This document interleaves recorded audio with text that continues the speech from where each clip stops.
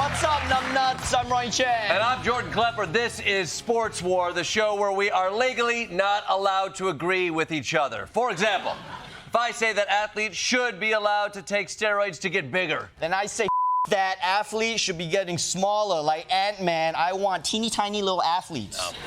That's nuts, Ronny. Come on, how would they even pick up a basketball? Well, ants can lift 50 times their body weight. Try culturing yourself and watching a Marvel movie, you moron. I watched your Marvel movie. What was it called? Right. Nobody remembers. Oh, really? Well, Yeah. How many Marvel movies were you in? I'm more of a theater guy. Thank you very much, Ibsen or something like that. Anyway, let's start things off with March Madness, the time of year when people yell Gonzaga, and not just during orgasm. But this year, the Ides of March didn't bring much of the madness. It's actually been an oddly tame start to March Madness. We didn't get those typical upsets that we're used to. The top 4 seeds in each region, a combined 16-0 in the first round for the first time since 2017. Of the first 32 games in the first round, 20 were won by double digits. Wow, just like Jordan over here, this year's tournament sucks. Okay, we get it. We get it.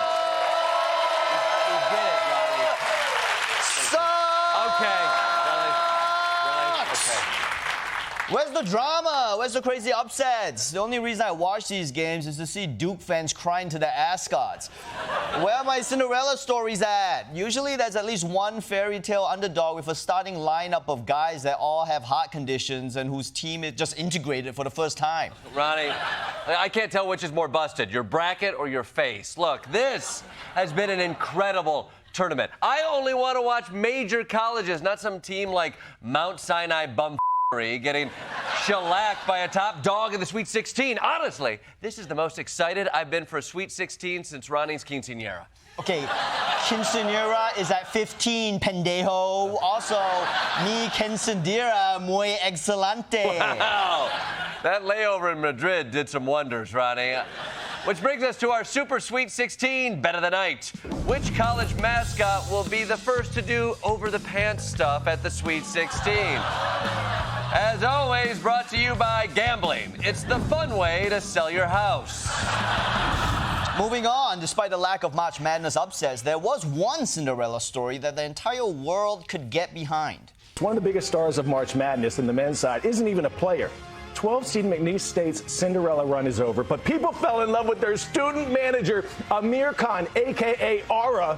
He's like their hype man. Popularity reportedly landing Amir at least 10 NIL deals with major brands earning into the 6 figures. Khan going viral this season for leading his team out to play carrying a boombox. Khan! I love this kid. Aura Khan deserves these endorsement deals because he's done the impossible. He put McNeese on the map. Before Khan, I thought McNeese was the name of the third Culkin brother. Now I know it's the best school in the state of, I want to say McNeese? I don't know. Jordan, did your brain tear its ACL? Okay, we shouldn't be giving an equipment manager endorsement deals. It's against the natural order of things. The jocks get the endorsement deals and the glory and the girls, and the nerds get to get beat up by the jocks, then start social media companies that warp the brains of the jocks to eventually vote against their own interests. Which brings us to my bracket buster bet of the night. Which random nerd will get an endorsement deal next? Brought to you by gambling. Gambling, as Thomas Jefferson once said, it ain't gay if it's a parlay. Now it's time for our Sports War halftime report with Grace Kuhlenschmidt. Thanks, Ronny. So far, it's been a pretty underwhelming performance by both hosts. There is one major upset to report. I'm very upset I had to witness this.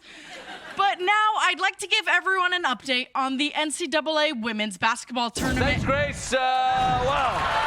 That was close. Whoa. About to blow my brains out over there. Yeah, I want to go right to the line and go. Oh, anyway. Woo. Moving on. From the balls on the court to balls off the court. Away from the basketball arenas, a different kind of March Madness is underway. Every year around this time, doctors see a surge in men scheduling vasectomies. Men figure if they're going to be laid up on the couch for a couple of days, it might as well be at a time when there's something to watch on TV, like 48 basketball games in 4 days. Urologists are catching on, even offering deals with slogans like, "It's hip to get snipped." Others offer basketball-shaped ice packs. Bravo, bravo. I love dudes. This is exactly what vasectomies are all about. Watching sports alone with a bag of frozen peas on your junk. I mean, me, I'm on my 11th vasectomy this year. Is that why you missed my wedding? No, I missed it because I don't like seeing you happy. Okay, right. Look, much like your penis, your argument is completely mangled. Look. These vasectomies are a disaster. If people are having vasectomies, they aren't having kids. If people aren't having kids, then those kids aren't playing sports. And if they're not playing sports, then I can't bet on their Little League games. Now I look like a psycho betting on Little League games when there's no children on the field. I'm not a psycho, Ronny. I just need little Arlo to bat over 500 so Daddy can get back to even. Which brings me to my ball buster bet of the night. Will the Bakersfield Junior Astros score more than 22 runs in the Pee Wee quarterfinals? Brought to you by gambling. It's like a vasectomy for your wallet.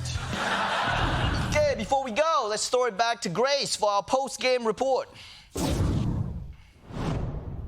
Thanks, Ronny. Looking at the numbers, we had 3 swear words, 17 dick jokes, and 2 men wasting what little life they have left. And now, a quick update on the women's bracket. Thank you. That's it. That's all the time we have. Join us next week when we debate whether Vanessa Trump would look better with Tiger Woods or Tony the Tiger. Okay, it's hard to say, Jordan. Tony the Tiger has a massive dong, all right? No, I've seen it when he eats cereal. That's something we look at.